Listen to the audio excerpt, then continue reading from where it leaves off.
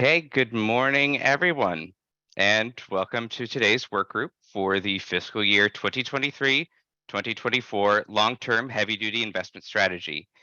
My name is Matt Williams, and I'm the lead staff for the heavy-duty investment strategy. I'm joined today by several other CARB staff, including Jason Crow, the manager overseeing the document, and April Schmitz, who is also working on the strategy. We're joined as well by our partners at CalSTART, Jesse Lund and Jacob Richard, who have helped put together some of the analyses we'll be discussing today. Before we get started, a little information on meeting logistics. This meeting is being recorded. That recording and a list of participants will be made available on the Low Carbon Transportation Investments and Air Quality Improvement Program meetings and workshops webpage in about 2 weeks. Today's agenda is available on that webpage now, and our slides should be available there sometime today. We apologize for the delay in getting those posted. We'll be leveraging Zoom's raised hand feature to facilitate comments and questions. If there are Zoom disruptions for any reason, including malicious intent, we will immediately end today's meeting and send out another notice to reschedule. And lastly, we're unable to allow anonymous meeting participants for security reasons. Please make sure your name is clear on the Zoom platform. If you are participating by phone and raise your hand by pressing #2, we will call on you based on the last 4 digits of your phone number. The purpose of today's meeting is to share some of our preliminary analysis and proposals for this year's heavy-duty investment strategy, get feedback on those items, and get our stakeholders thinking about other components we'll be updating this year. We'll start with an overview of the heavy-duty investment strategy before CalSTART presents updated technology readiness assessments. We will discuss updates we'll complete later this year to our market readiness analysis and metrics of success. Then we'll show our initial thoughts on investment priority areas for the next 3 years and industry examples we'd like to feature in this year's document. As a reminder, the heavy-duty investment strategy will appear as an appendix to the fiscal year 2023-2024 annual funding plan for clean transportation incentives, but the strategy scope is from fiscal year 2024-25 through 2026-27, and it does not make any funding decisions. All of that is done through the development of the funding plan alongside the legislature's annual budget. As such, we won't be discussing the fiscal year 2023-24 budget or funding policy for fiscal year 2023-24. Please check our funding plan webpage, a link to which is being added to the chat, for details on that process. I'll pause here for initial questions about this meeting before we dive in. We ask that you raise your hand to let us know that you'd like to ask a question or make a comment. We will then unmute your line, and you may need to unmute yourself as well. For those of you participating via phone, please press #2 to raise your hand, and we will call on you by the last 4 digits of your phone number. Please state your name and affiliation before beginning your question or comment.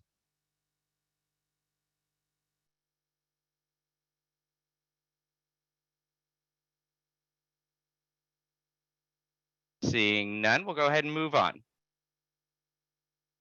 The heavy-duty investment strategy serves as CARB's long-term investment strategy for clean transportation incentives funding. It covers 3 years of funding and is updated annually.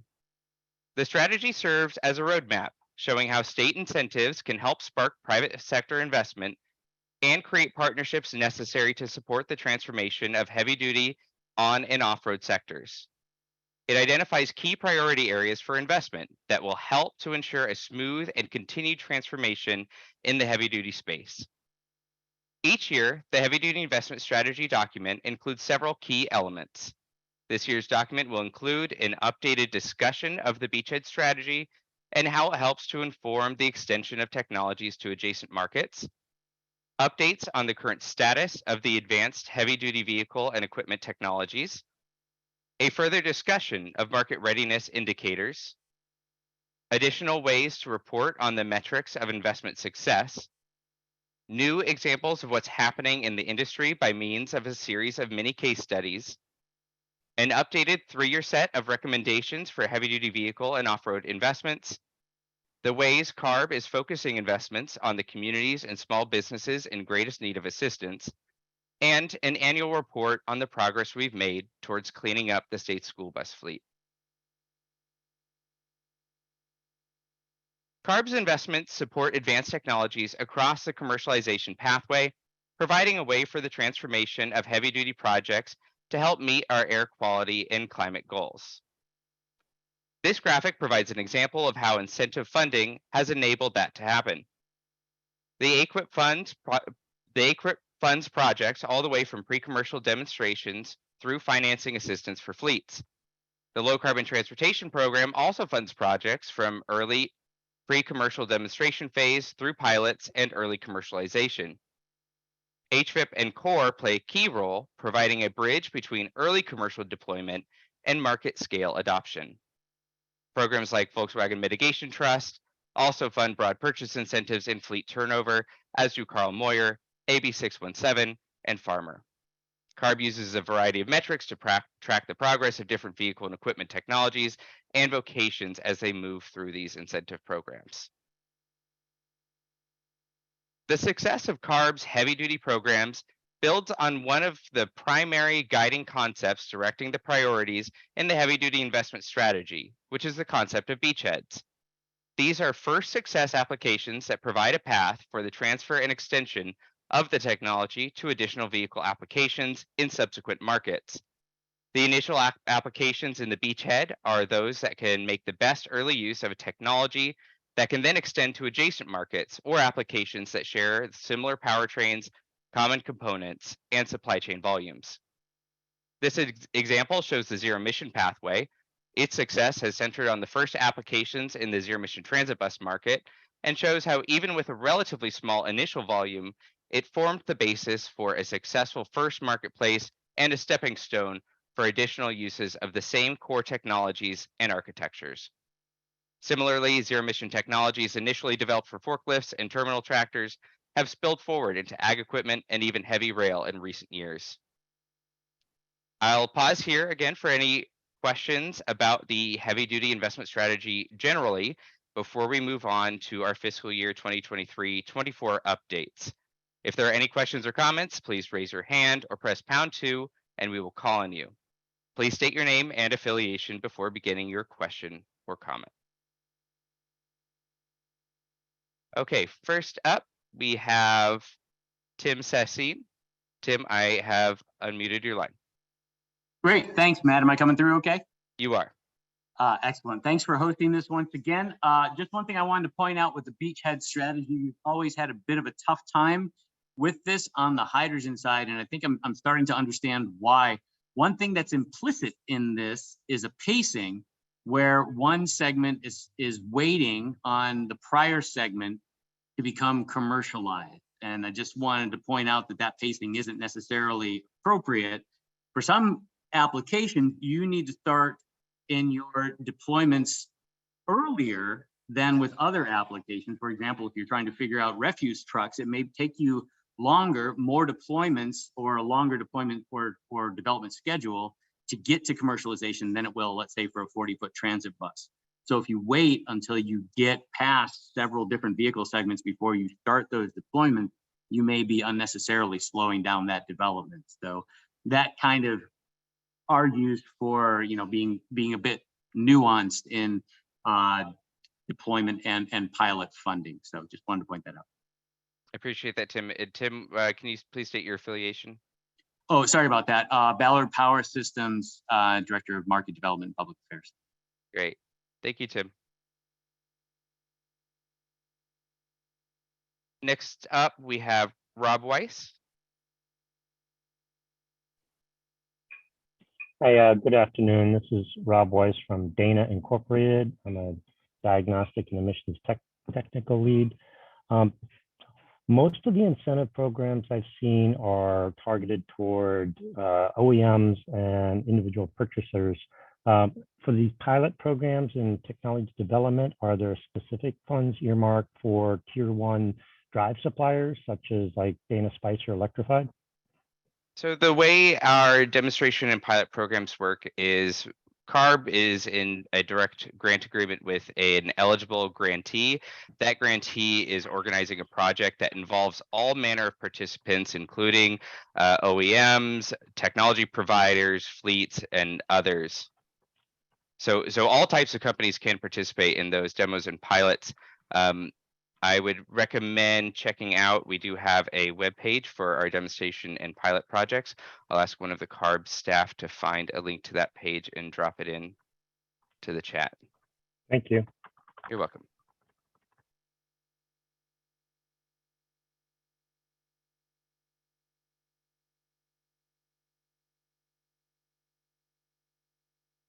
Okay, I see no more questions. We will move on. Monitoring the status of key technologies is imperative to maintain the effectiveness of the investment strategy and track progress against goals. With input from grantees and from industry stakeholders, CARB conducts an annual high-level snapshot review to assess the generalized status and progress of key technologies to provide valuable directional guidance on where important technology platforms are in terms of technology readiness for the market. This assessment only looks at factors relating to technology readiness and complements the market readiness indicators, things like infrastructure availability or cost parity, which we will discuss later. At this time, I will hand it over to our partners at CalSTART to talk about this year's updates. Yeah, thanks, Matt. And to give a brief overview of the technology readiness levels, that these are scores that are status snapshots that provide directional guidance, and they're not precise measurements. And these are meant to lead insight to determine appropriate research, development, and investment to accelerate the market for each specific vehicle category. The TRLs are determined by gathering industry-wide experts to rate models of readily market available zero-emission trucks and buses based on their categories on a weighted score based on the type of OEM. And those scores are all added up and taken an average of to provide that final score. If a category has a score of 8 or higher, it is deemed ready for a market readiness assessment, which we'll discuss later. But as you can see on this first slide, that all on-road battery electric vehicles have achieved a TRL of 8 or higher this year. So we will be, from now on, just be doing market readiness assessments for the on-road battery electric vehicle. As we can go to the next slide. We can see here we have battery electric cargo handling equipment, and you can see on the ready for market assessment side where it's kind of shaded blue, that is 8 and above. Those will be getting the new market assessment. So you'll be seeing warehouse tractor, a spreader, an autonomous guided vehicle, as well as forklifts, heavy and harbor cranes. This year we'll be getting a market assessment for the first time. You also can see at the very bottom the rubric that we have our experts graded on. It starts at level 1 to 9, 1 being early research, up to prototype, demonstration, pilot, and then into early market entry. You can find a better description of the assessments and how we do it in terms of the rubric at a white paper that I believe Jesse has put into the chat there. Thank you. And we can move on to the next one.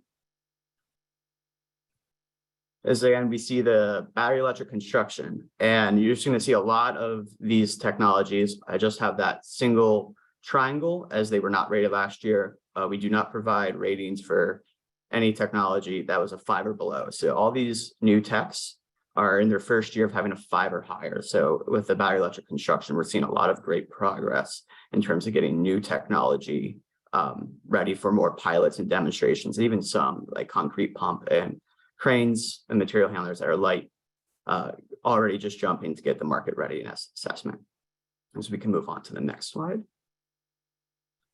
Here we have battery electric other off-road. So this is going to be your kind of mix of agriculture, mining, marine, and other various categories. Here we only have the commercial harbor crane here getting the market assessment this year. can move on to the final slide. And here we have a fuel cell on road. And one thing you might notice from this slide is that we have a few technologies that are dropping back. And that is not due to the tech becoming less advanced. And that's more due to additional models coming onto the field. So as new models come onto the field, we're going to start near the 5 or 6 range. And so in the case of the heavy duty long haul, there might have only been 2 last year. That's great. Scored around a 7. This year, we're looking at maybe 5 or 6 models, and those new 4 are coming in at a lower score. We will make sure to address this phenomenon on our paper, as in total, there was 41 new models scored this year, up from 93 last year. And I think there's one more. I think we have fuel cell off-road. Yes, so fuel cell off-road, not much. There is movement, nothing to the ready for market assessment, but those are the new tech readiness scores that we have for this year. As indicated earlier, anything that is with 2 years of an 8 or higher will be no longer getting the tech readiness assessment, and we will be doing just the market readiness assessment, which includes all the on-road battery electric and about 8 of the off-road offerings that we will see later as we talk about the market readiness indicators.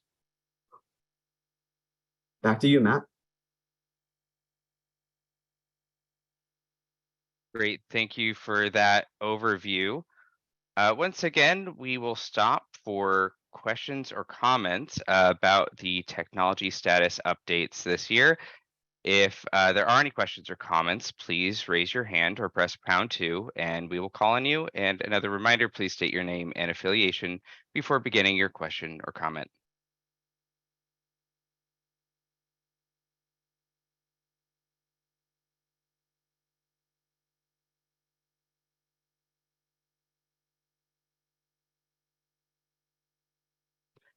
First up, we have Christian Corby. Christian Corby, if you could please unmute yourself and state your name and affiliation.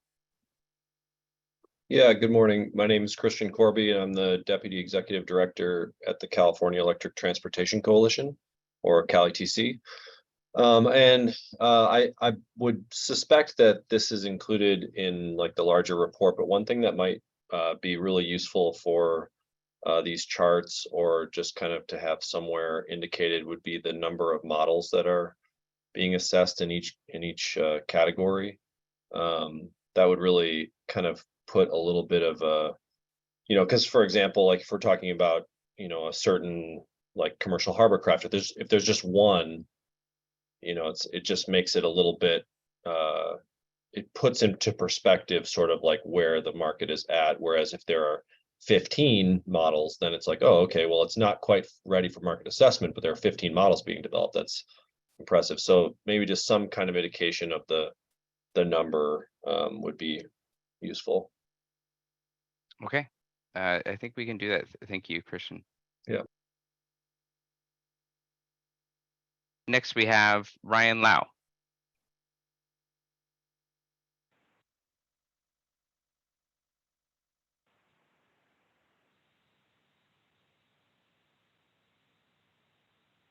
Ryan, are you able to talk? Yeah. Okay. Ryan Lau, AC Transit. Just a quick clarification for the on-road fuel cell. There seemed to be a distinction between a transit bus and a shuttle bus, and I'm wondering, is the shuttle bus an over-the-road coach, or is that something different? Just better understand that part. Thank you. Calstrat, can you comment on the types of vehicles in the shuttle bus category? Yeah, of course. This is Jessie. The shuttle bus is more like an airport type shuttle bus. We call coach bus those over the road coach buses. So they are different. That you're not seeing coach bus here because it's only a battery electric models evaluated at this point. Great. Thank you. Thank you.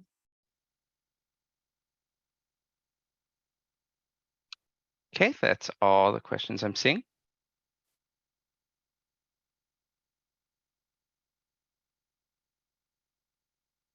Okay. So while the technology status snapshots provide an assessment of the level of advancement for emerging technologies, this can make for an incomplete picture. Market and economic factors can hold back what would otherwise be a technologically advanced, commercially viable platform. Being an important factor to investment policy, last year's strategy introduced a new analysis of market readiness. In this analysis, we assessed commercially mature technologies against 6 market readiness indicators. These market readiness indicators include production capacity, assessing whether sufficient commercial production exists, cost parity, evaluating the total cost of ownership of these zero emission technologies and how that compares with traditional internal combustion alternatives, both with and without incentives, duty cycle applicability, assessing the ability of the technology to meet range, payload, and power requirements of common duty cycles for each application. Infrastructure, evaluating the availability and ease of appropriate charging or refueling infrastructure.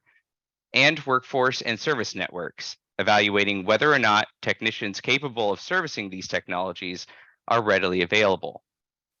In addition to updating our analysis, this year we're also considering adding a 7th indicator on supply chain.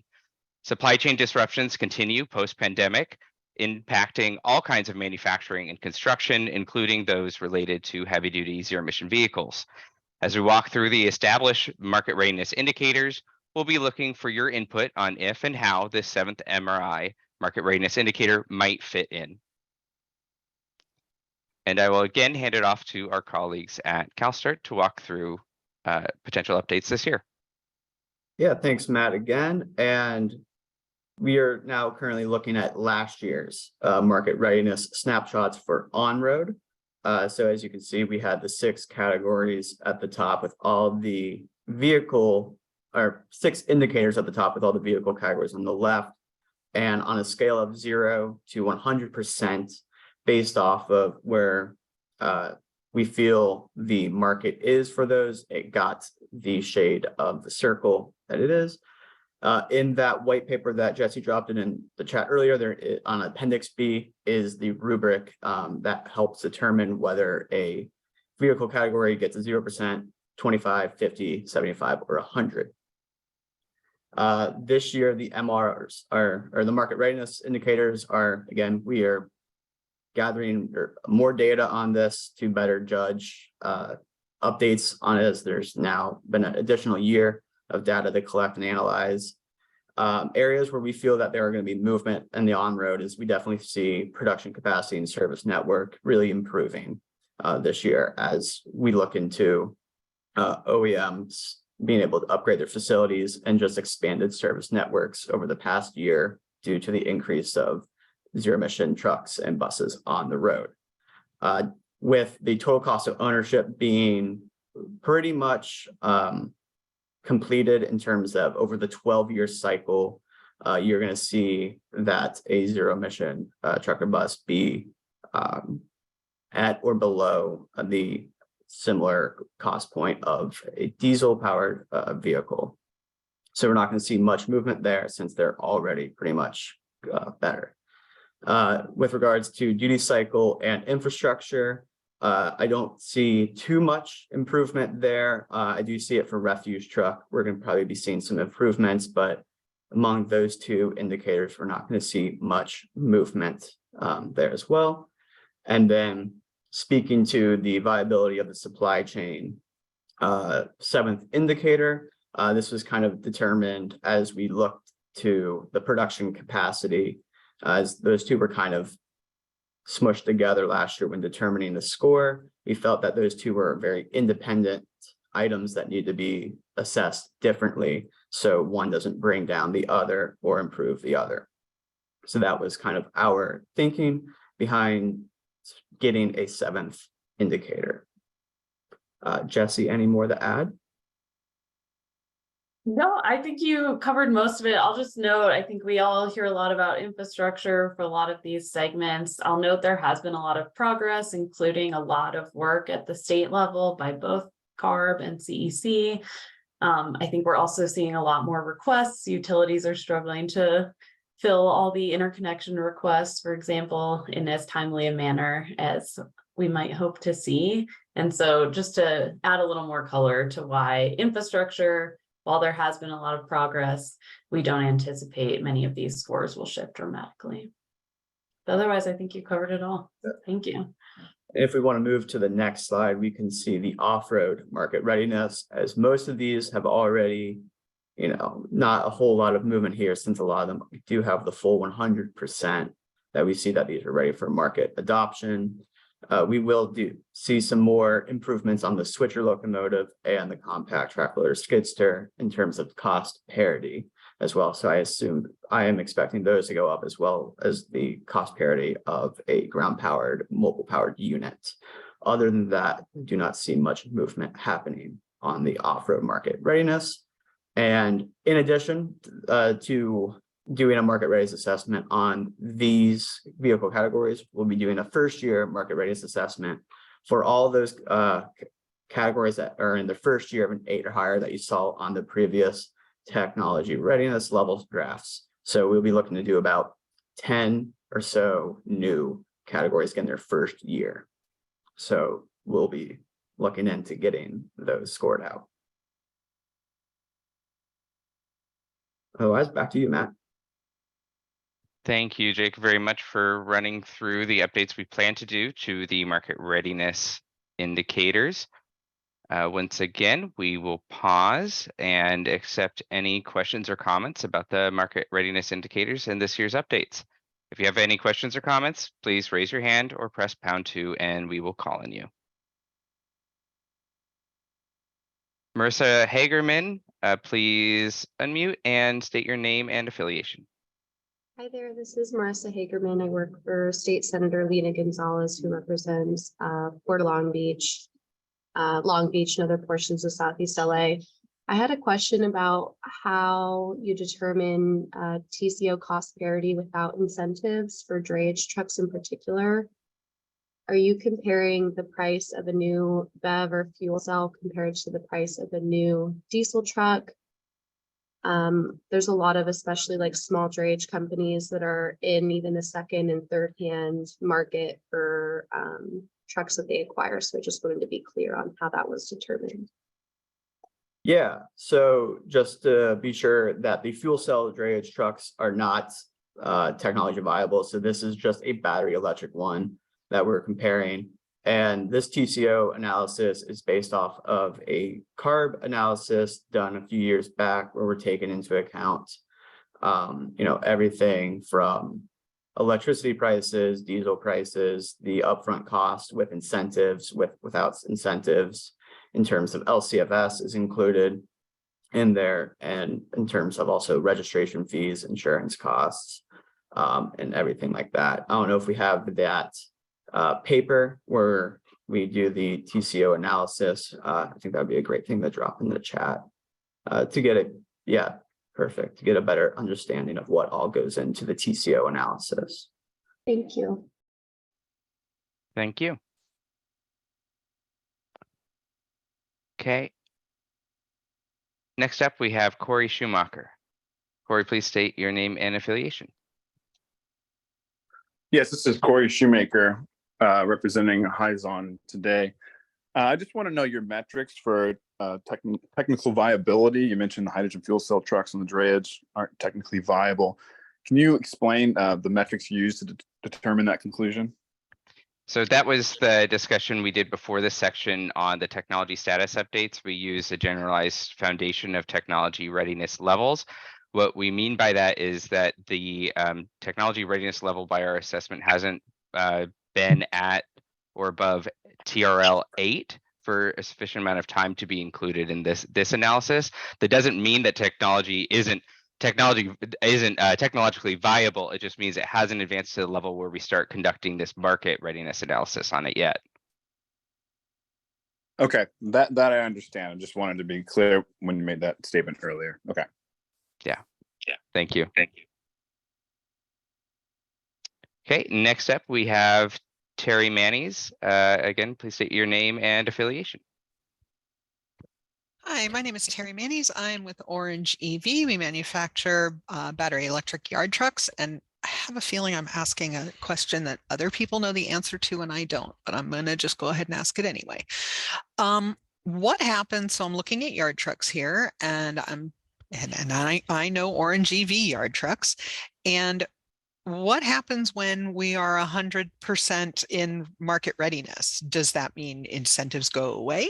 But like, what does that mean for us in terms of eligibility for CARB programs and CARB programming? Well, first of all, we do throw a small party. It includes cake, balloons, etc. But Awesome. Awesome. I loves me some cake and party balloons. so for the purpose of the heavy duty investment strategy, this is really our recommendation document about in the out years, the kind of support that's needed. You know, when we see that a technology is fully technically viable and that the market barriers are largely resolved, that does mean that we would probably recommend less incentive funding to it. But again, the actual funding decisions are between the legislature and the annual funding plan process. Right, right. Okay, just trying to understand what the freight train is I'm looking at. Thank you. Absolutely. Thank you. Okay, and next is Tim Sassine. Again, name and affiliation. Thank you. Yeah, thanks. Tim Sassine, Ballard Power Systems. Just to further on Corey's point from language matters in these forums, and things that get said here do get repeated. And when you say that fuel cell trucks are not technologically viable or technically viable for trade applications, that will get repeated out of the context that you then further define. If you're talking about the TRL level, that wraps in other commercial aspects. Really push again to say that TRL is inappropriate as a comprehensive metric for commercial readiness. You really need to have a better way to describe this so that people aren't confused when they walk away from this meeting and they say, oh, CARB said that fuel cell trucks are not technically capable of doing drayage operations. That's not the case. You've got other factors that you've put in that contribute to why it's not on this list. And language matters. And I think we need more clarification. Yeah, thank you for that, Tim. And of course, you know, it's good to point out that we see fuel cell technology as viable. That's the reason why CARB continues to invest a lot of money in our demonstration and pilot projects into fuel cell trucks, especially those used in drayage. We'll be sure to be more careful in the language we're using.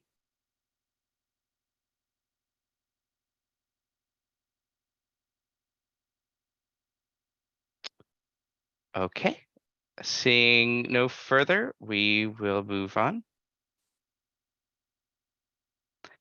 So the heavy-duty investment strategy works to define the outcomes successful investments should strive to achieve. Metrics developed for the strategy can be grouped into three broader categories: creating healthy communities, supporting technology evolution, and growing the green economy. This set of metrics is built on the data from CARB's successful HVIP and core programs, whose funding has helped to provide the benefits enumerated here. As additional incentive data becomes available, we plan to add it in order to have the most robust data for when we're updating these metrics. Tracking these metrics is also becoming increasingly more important as our heavy-duty investments are increasingly geared toward equitable investments in priority populations and small businesses. Some new metrics we're working on is examining who incentives like HVIP are serving and what share of incentives are benefiting disadvantaged business enterprises. Once again, we will ask for any questions or comments on metrics of success updates we plan to provide this year.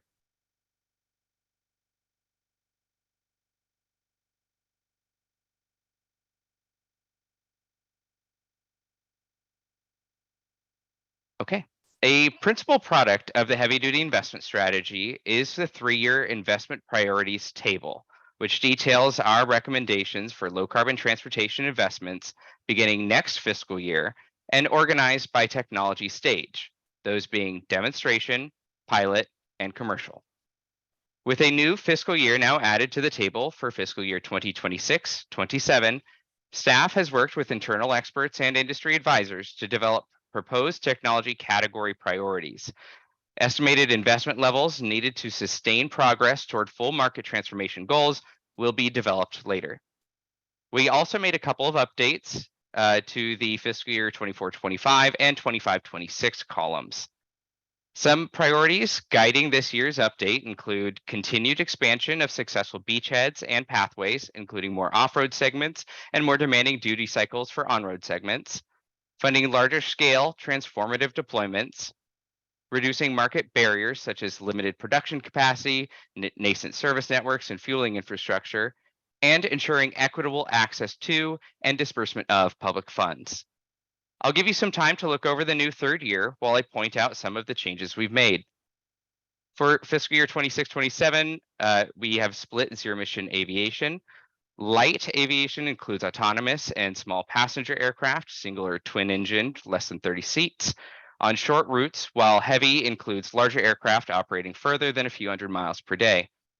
Emergency and heavy specialty equipment has been added to the demonstration category, showing a shift from common technology applications to low volume equipment, and a similar story with EPTOs, focusing on heavy and specialty equipment.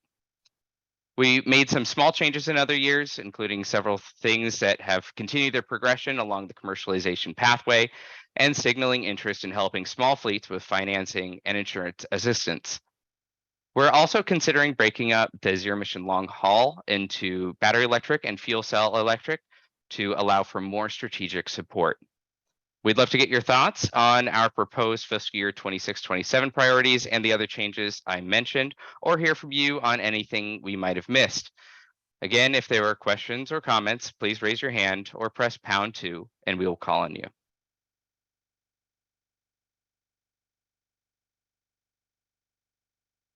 Okay, our first question is from Man Altair. Hope I got that right. Please state your name and affiliation. Yes, this is Man Altair from Smart Charging Technologies. My question is, relative to fossil fuel vehicles or fossil fuel industry, can we, as a measure of our success in growing the battery electric vehicles, can we compare or have a metric to measure the rate of growth in the fossil fuel vehicles? Are we slowing down the growth in the fossil fuel market? I mean, to me, this would be a metric of success that we are displacing fossil fuel equipment. So if we can have some sort of a metric to compare the growth in the EVs versus the growth in the fossil fuel equipment. Thank you. Yeah, that's an interesting one. So this is relating to the metrics of success slide before this one. We could explore something like that. I would imagine there's probably some confounding factors. A lot goes into the total vehicle populations, but perhaps we can explore something like share of new registered vehicles that are zero emission ones. But again, we would need to consider how much of that is actually influenced by incentives, but we can explore that a little deeper. Thank you. And next we have Adrian Martinez. Hi, good morning. Thanks for the informative presentation. I think a lot of these priorities make a lot of sense. I did have a quick question on the school bus end of it. You know, I was reading the HUP newsletter from Thursday of last week, and it talked about the, you know, programs focused on small and medium-sized air districts was great. We need to get a lot of electric school buses out to those communities, but I'm wondering if some of the future solicitations will focus on some of the larger air basins and school districts like South Coast, LAUSD, Long Beach, other entities that are trying to clean up, especially as we start to get out into these years closer to our fine particulate attainment date and our 2008 ozone standard attainment date. So I was wondering if you could talk a little bit about that. Sure. And Adrian, can you please state your affiliation for us? Oh yeah, and this is Adrian Martinez. I'm with Earth Justice. Thank you. Yeah, so within the scope of the heavy duty investment strategy, again, we in this document are not making specific funding decisions, but just talking about what is necessary to continue the technological and market march towards all zero emission fleet. So the heavy duty investment strategy would recommend broad incentives, again, funding available. You'll look at some of these numbers that are on the 2 early years for fiscal year 24-25 and 25-26. Those numbers represent what we see as being necessary, our recommendation for what would be a necessary appropriation to continue to drive progress across all of these technology categories. So the heavy duty investment strategy would recommend probably broad purchase incentives for school buses, for fleets of all kinds. The investment strategy, as well as CARB generally, and the annual funding plan recognizes the importance of assistance for public fleets. So that would be definitely a recommendation of the investment strategy. But of course, the actual decisions on the allocation and eligibility of funds is decided through the annual budget appropriated by the legislature and the commensurate annual funding plan.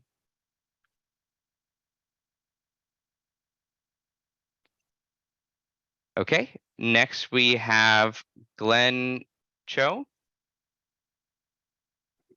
Thanks, Matt. Glenn Cho from Toyota Motors North America. Question on the commercial side. I noticed in the fiscal year 25 and 26 and 27 and 26, 27, that you guys are dropping financing and insurance assistance. Is there a reason for that? My understanding is, as you mentioned earlier, as these technologies becomes more mature, the incentive funds will go away, but I suspect for the business operators, they're still probably looking for financing, insurance assistance, even in the out years.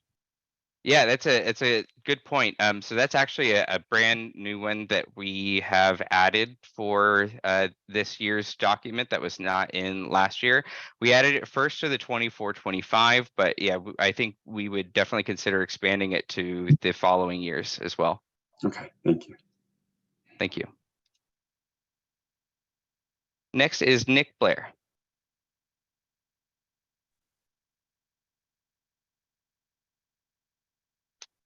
Nick, I've unmuted you, but we cannot hear you.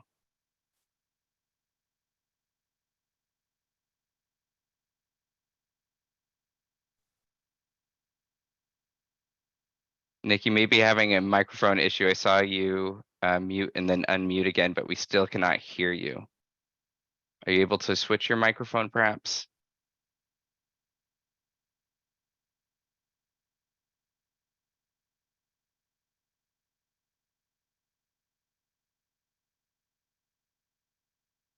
Okay, Nick, we'll circle back to you at the end if you think that you've resolved your microphone problem at the end of the presentation. Just raise your hand again and we'll be sure to call on you. And if we're not able to hear you then, we'll have our emails listed at the end, and please feel free to shoot us an email and we can schedule some time.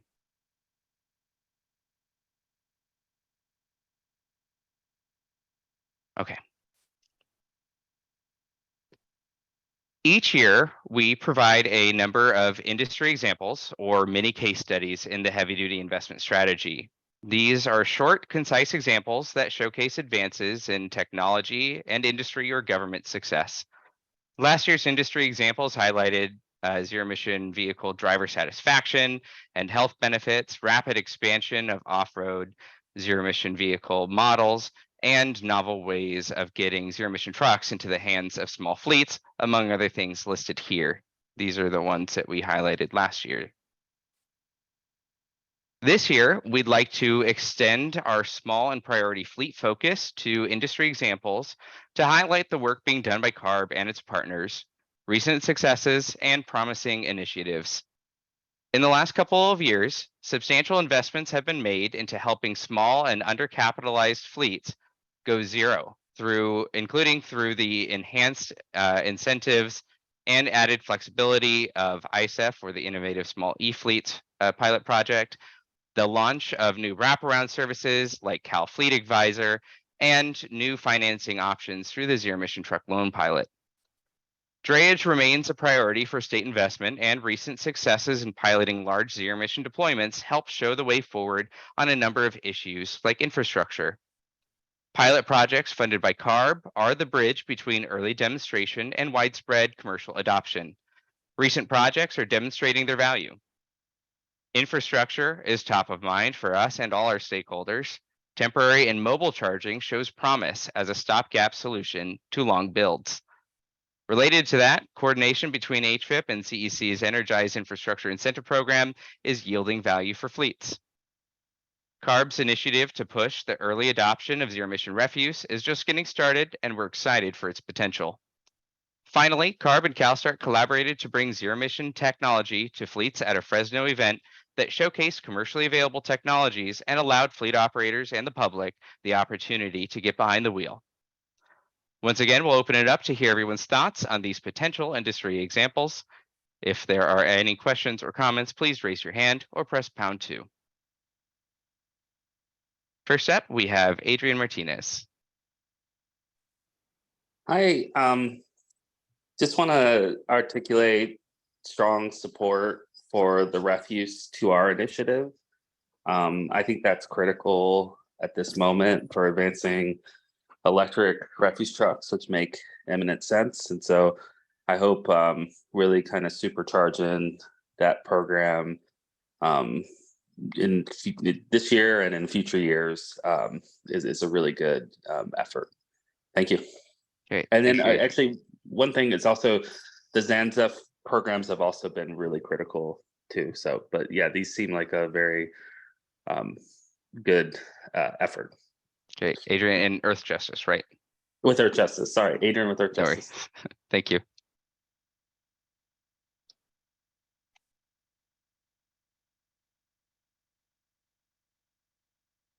Any other thoughts? Okay, Brett Stevens. Yeah, Brett Stevens, Daimler Trucks North America. I'll probably dig into to understand exactly what is meant by the temporary mobile charging infrastructure side of it, but as I think it's no secret that a lot of our larger fleets really face significant challenges when deploying at any sort of scale for our class 6, 7, and 8 vehicles. So if this is suggesting a funding opportunity for temporary mobile charging infrastructure so they're not bearing the burden of the utility's lack of readiness, that sounds very exciting, and I can voice support for that. The purpose for these industry examples is not actually making Oh, too bad. establishing policy priorities. It's just to highlight emerging technology successes, promising developments, and we've seen a lot of movement in the temporary and mobile charging infrastructure space. But that is something that we are looking at as a possible stopgap solution that CARB could help with. Thank you, Brett. Thanks. And Adrian Martinez. Yeah, I just had one question, and it doesn't have to be answered at this meeting because I still think some of the details are being worked out. But I'm glad Daimler is here today. And I was just looking at the agreement between California Air Resources Board and Engine Manufacturers Association related to the NOx omnibus regulation, amongst other matters. And there's some commitments around building, charging, these types of issues. And so I think one thing that would be helpful is clarity. Would the industry be taking credit for programs like this, which is actually essentially just CARB funding and taxpayer dollars for that? Or is it something additive, and kind of how are you gonna account for that in the public, either through the HVIP website or whatnot? Because I don't think there would be much support for complying with that obligation through using HVIP. It seems like it's meant to be from industry's own dollars. Thank you. That's tough. I actually don't know how to answer that. So I'll just say, for the purpose of these industry examples, it's not like a credit taking. I mean, everyone loves to toot their own horn. We've got some great successes in here as well, but it's mostly to highlight success in the market broadly.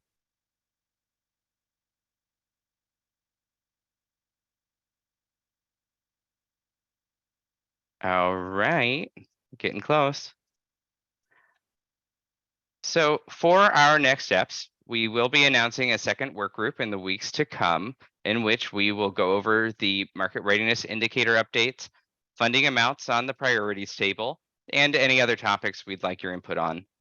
After that work group, we will need to have everything finalized by mid-September to have the funding plan and long-term heavy-duty investment strategy out in October. So that is all we have for you today. We'll open it up one more time for comments or questions on anything we discussed today. Please raise your hand or press #2 and we will call on you. First up, we have Christian Corby. Yeah, hi, Christian Corby, Cali TC again. So I know we didn't get an update on HVIP funding, and I know we're not talking specifically about funding and priorities today, but since we have CalSTART on the phone and have CARB staff here, I just wanted to voice some concerns that it looks like the HVIP funding is not being accessed as readily as we were hoping it was going to be. I know that CARB added 30% of the remaining funds to the standard rebate, which is great. And I'm glad that was kicked over. But I think, I've heard some pretty serious concerns from our industry partners about a lag in the market right now. And this is a critical time before ACF and ACT kick in, where we don't want to see any lag in the market at all. And I think that was one of the concerns that we had last year with the funding plan, kind of excluding fleets at this critical juncture. So I was wondering if anyone from CalSTART or CARB would be willing to comment about sort of the demand for vouchers and whether or not they're seeing kind of what I've been hearing from our industry folks. So I will quickly take off my heavy duty investment strategy hat and put on my HVIP lead hat and say that we are aware of this and we have some thoughts on how we can gear HVIP better. We will be discussing that as part of the annual funding plan process. We'll be announcing a work group that will be happening in early August, and that notice should be coming out in the next couple of weeks. So we'll talk about all of that in depth at that point. Okay, great. Thank you for being responsive on that and yeah, planning soon. We Sure. really appreciate it. Thank you, Christian. Yep. Okay, next is Brett Stevens. I'll echo Christian's sentiments on that topic. Looking forward to that public work group.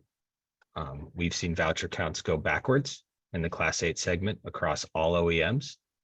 And in this early adoption phase, it is our critical path to be able to scale our product to meet our stated climate goals. And without production volumes, we cannot scale. So it seems like the intent of what HVIP was trying to accomplish is not being met, and happy to be as participative as necessary to help CARB understand what are their levers and knobs so that we can pursue further adoption in this segment. Great. We will see you then. Thank you, Brett. Any final thoughts or questions on anything we covered today? I just wanted to make a couple of points as we're wrapping up here. One is that one of our overarching themes with the heavy duty investment strategy and really with all of our incentive programs is that even as we're seeing the technology evolve to the point where it's commercially viable and even where the market readiness indicators show that it's completely ready for the market, we do still see the need for incentives in places really just to achieve our equity goals overall. And so more and more that is becoming a focus of our incentive programs. And so again, kind of going back to the discussion of what happens when the technology is ready and the market's ready, there are still going to be some key places where we want to do that. And then another point I just wanted to make is that fuel cell trucks really are a key part of our heavy duty trucking incentives, and particularly for drayage. So we're closely watching how that area is evolving, and so I just want to make it clear that we are still supporting that because it is such an important piece of our overall portfolio of incentives and kind of our strategy overall. But that's all I've got there. Thanks, Jason.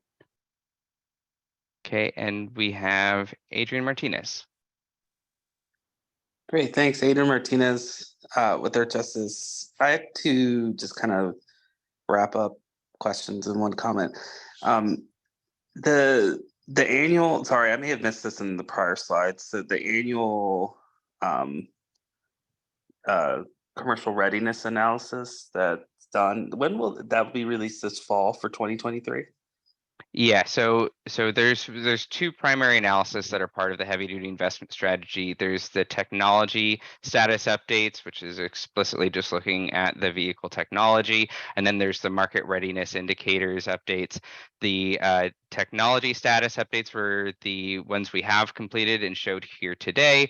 Those will be finalized next, and then the updates for the market readiness indicators will be completed in the coming weeks and then shown at a second work group. All of that will appear with the heavy duty investment strategy document, which will be released in October. Okay, great.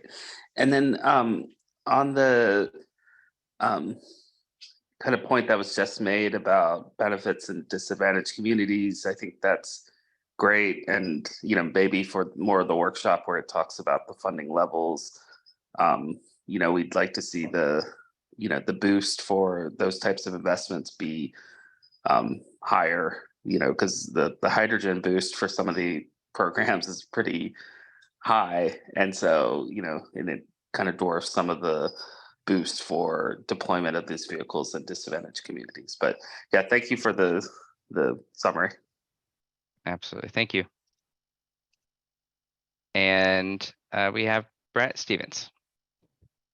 Apologies for continuing to raise my hand, Matt. Yeah, so I definitely, Jason, thank you for your comments. Very interested to really dive into the details on the concepts of commercially viable and commercially ready as it relates to our products, as I think it's no secret that it really is a multiple equation of vehicle performance, total cost of ownership, and infrastructure readiness that really drives the ability for our fleets to adopt these vehicles. From a vehicle performance perspective, both on the battery electric and on hydrogen. I think it's I think we all know what some of the challenges are that we're faced with as an industry to design and deploy products that will meet the existing use case that our internal combustion engines accomplish today. From a TCO perspective, I think there's no mystery then again there that TCO is not readily achievable in a lot of circumstances for how our customers operate the trucks today. And I won't belabor the points around infrastructure. So as we talk about commercially viable and commercially ready, inherent in that conversation is the ability to actually deploy these vehicles in a use case that is consistent with what an internal combustion engine can accomplish today. And I'm absolutely commiserate to Adrian's perspective on this. We have obviously stated goals of carbon neutrality by 2039 that we plan to achieve. We were major players in the Clean Truck Partnership with CARB, and we want to see a path forward for this. But you know, a scenario where a fleet needs to replace an existing diesel truck today with 1.5 or 2 battery electrics or hydrogens to accomplish the same task is very counterproductive. And as we talk about economic justice in my industry, I cannot look away from the fact that economic justice is about the cost of goods in our country. And if the cost of transportation goes up substantially, that is a burden shared by all purchasers of market ready goods. So when we talk about commercially viable products, we need to have a very all-encompassing equation, not just the fact that there's somebody manufacturing a vehicle out there that checks a box. And I don't mean that to be disrespecting in any way, but again, happy to engage into all the details.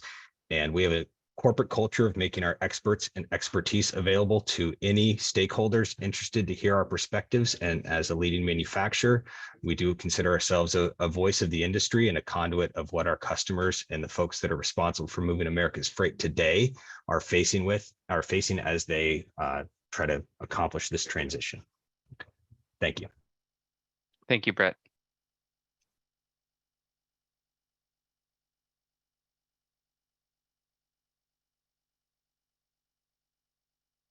All right. Well, that concludes today's work group. We will post the recording of this meeting along with a list of participants in the next couple of weeks. If you have additional questions or feedback, feel free to email any of us and we'd be happy to talk more. Thank you for joining today. Thanks, everyone.